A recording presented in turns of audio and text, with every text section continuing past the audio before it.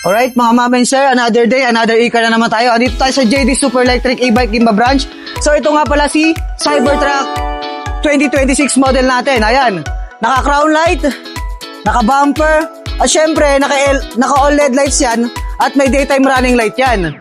And then, naka-automatic yung wiper niya. As you can see, di ba, napakalaki ng sasakyan na to. And then, pwede siyang pamasada, pwedeng pang negosyo dito sa probinsya, mga ma'am and sir.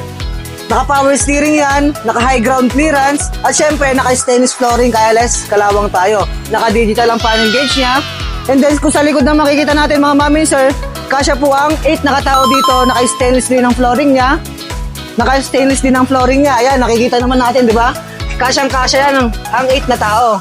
And then, hindi lang yan. Pwede pang i-convert to sa higaan. Ayan, mga ma'am and sir, pwede siyang convertible siya sa pagiging higaan.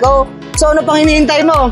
Kung gusto mo number 1 e-bike na quality, dito lang sa JD Super Electric E-Bike Gimba Branch. So, ano pang hinihintay mo? Tawagan mo na ako.